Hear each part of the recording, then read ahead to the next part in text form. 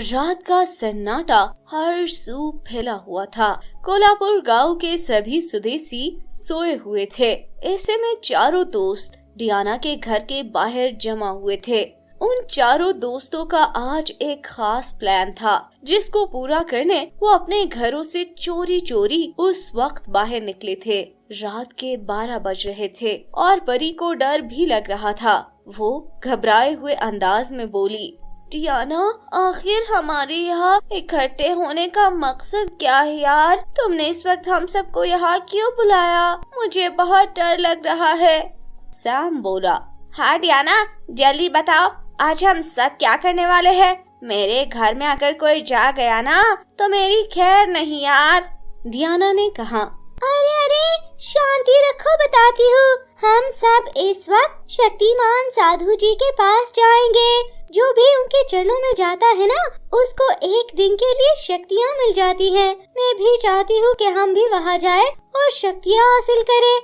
अरे सोच लो डियाना, वो साधु जी कहीं हमें बच्चे समझकर अगवा ही ना कर ले। नहीं, वो सचमुच के साधु हैं। पिछली बार मुझे एक परी की शक्तियाँ मिली थी और मैंने बहुत मजा किया था। वो साधु जी हर साल के बाद पहाड़ी के पास 2 दिनों के लिए आते हैं। कल वो चले जाएंगे, इसलिए हमारे पास सिर्फ आज रात का वक्त है। हमें अभी और इसी वक्त जाना होगा। सैम पुरजोश होकर बोला, अरे वाह, शक्तिमान बाबा से शक्तियाँ मिल जाए तो क्या ही बात हो। मैं तो उड़ने वाली शक्ति मांगूंगा और रोज उड़ते हुए स्कूल जाया करूंगा। पैदल जा जाकर मैं थक गया हूँ यार। वो सब बातें करते करते पहाड़ी की तरफ जाने लगे। परी को बहुत खौफ महसूस हो रहा था, मगर अपने दोस्तों की वजह से वो जा रही थी। कुछ ही देर में वो सब पहाड़ी पर चढ़कर साधु बाबा के पास पहुंच गए। सैम तो जाते ही बेसब्री से कहने लगा, बाबा जी, मुझे उड़ने की शक्ति दे। मैं उड़ना चाहता हूँ। बड़ी दूर से आया हूँ आपके पास। मुझे शक्तिमान बना देना प्लीज।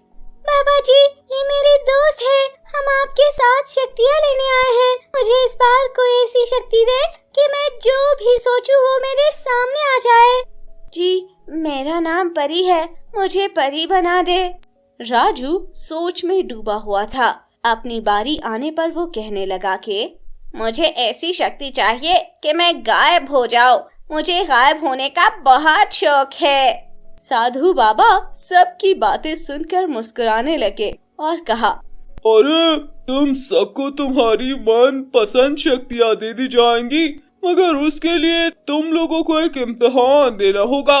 जो इस इम्तिहान में कामयाब हो गया उसको शक्तियाँ मिल गई और जो ना हुआ उसे नहीं मिलेगी। ये कहकर साधु बाबा ने आंखें बंद करके उन चारों की तरफ हाथ किया तो सफेद सी रोशनी हर तरफ फैल गई। बाबा ने राजू को जाते जाते टॉर्च थमा दी कि अंधेरे में काम आ जाएगी। फिर वो सब खुशी खुशी वापस जाने लगे। रास्ते में जाते जाते अचानक मौसम खराब होने लगा। बिजली कड़कने लगी और बारिश बरसने लगी। वो मंजर अचानक ही खौफनाक हो गया था। वो चारों परेशान हो गए। बारिश से बचते बचते कब रास्ता भटके उन्हें खबर ही ना हो सकी। थोड़ी देर के बाद बारिश रुकी तो अनजान रास्ते पर खुद को देखकर उन चारों की रंगत फक हो गई। परी परेशानी से कहने लगी, ये हम सब कहाँ आ गए? ये तो हमारे गांव का रास्ता नहीं है। अरे ठीक कह रही हो परी, हम भटक कर किस नगरी में आ गए हैं? ये तो पहाड़ी वाला रास्ता भी नहीं है यार। राजू और सैम इधर उधर देखने लगे कि उस भूल भुलैयों से निकलने का कोई तो रास्ता होगा, मगर कोई रास्ता नहीं मिला। खुशकिस्मती से राजू के पास टॉर्च थी, जिससे अंधेरे में वो आगे चलते जा रहे थे। अचानक एक तरफ से कोई चलता हुआ नजर आया। परी ने डर कर डियाना का बाजू थाम लिया। सैम ने हिम्मत करके पूछा, कौन हो तुम? राजू ने उसकी तरफ टॉर्च की तो सब ने देखा कि वो एक बूढ़ा आदमी था।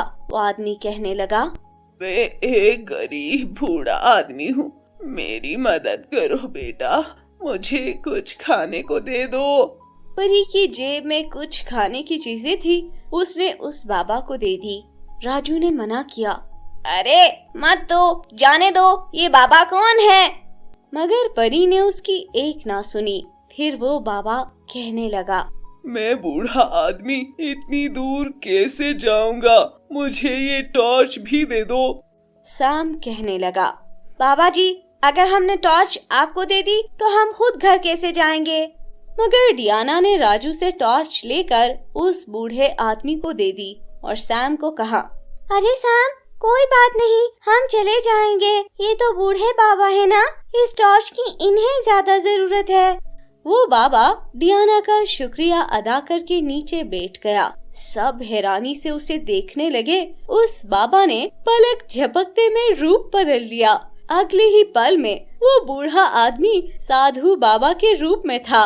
वो कहने लगा, बच्चों, ये तुम चारों का इम्तिहान था ताकि मैं देख सकूं कि कौन इस लायक है कि उसे शक्तियाँ दी जाए। मेरी शक्तियाँ बहुत कीमती है, मैं ऐसे ही तुम लोगों में नहीं बांट सकता था, इसलिए आज तुम लोगों का इम्तिहान लिया, जिसमें परी और डियाना पास हो गई और राजू और सैम फेल, क्योंकि तुम लोगों ने अपना फायदा सोचा और बूढ़े आदमी की मदद से इनकार किया, जबकि इन लड़कियों ने मदद की। इसलिए मैं सिर्फ इन दोनों को इनकी मनपसंद शक्तियाँ दे रहा हूँ। उस बाबा ने हाथ आगे बढ़ाया तो सफेद सी रोशनी परी और डियाना के आर पार हो गई। अगले ही पल परी एक खूबसूरत सी परी बन चुकी थी और डियाना के पास भी वो शक्ति आ गई जिससे वो अपनी कोई भी एक ख्वाहिश पूरी कर सकती थी। साधु बाबा ने कहा, बच्चों, मेरे जाने का वक्त हो गया है। मगर जाते जाते उन्होंने डियाना के कान में कुछ कहा और फिर वो गायब हो गए। उनके जाने के बाद सैम शर्मिंदगी से बोला, अरे, मुझे शक्तिमान बनने का बहुत शौक था, मगर मैं अपने खुद की वजह से पीछे रह गया। अरे हाँ, इस बात का तो मुझे भी अफसोस है यार, मगर अब हम यहाँ से निकलेंगे कैसे? बाबा तो ये बताकर ही नहीं गए।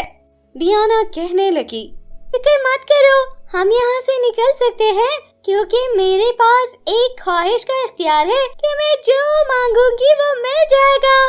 डियाना ऊंची आवाज में कहने लगी, मैं ख्वाहिश करती हूँ कि हम सब अभी और इसी वक्त मेरे घर के आगे पहुँच जाए। उन सब ने आंखें बंद की और जब आंखें खोली तो वो सब डियाना के घर के बाहर खड़े थे। राजू और सैम कहने लगे, अरे डियाना, तुम्हारा बहुत शुक्रिया, तुमने हमारी वजह से अपनी शक्ति गंवा दी। डियाना मुस्कुराई और कहने लगी, जानते हो साधु बाबा जाते जाते मेरे कान में क्या कह गए थे? क्या असल शक्तिमान वो होता है जो दूसरों की मुसीबत में मदद करता है, वरना ये जादुई शक्तियाँ हासिल करके भी कोई किसी की मदद ना करे तो वो शक्तिमान हो ही नहीं सकता। हमें अगर शक्तिमान बनना है तो हमें वादा करना होगा कि हम आज के बाद कभी किसी की मदद से इनकार नहीं करेंगे। फिर राजू और सैम एक साथ बोले, हम वादा करते हैं। इतने में परी की आवाज आई। वो बोली, अरे तुम सबको चिंता करने की जरूरत नहीं, मैं परी बन गई हूँ और मेरी शक्ति तो अभी मेरे पास है, तो तुम सब मेरे परों पर बैठ जाओ, हम उड़कर पूरा गांव देखते हैं। डियाना, राजू और सैम ये सुनकर बहुत खुश हुए और भागकर परी के परों पर बैठ गए और परी उड़ने लगी और इस तरह से वो पूरे गांव का सैर करने लगे।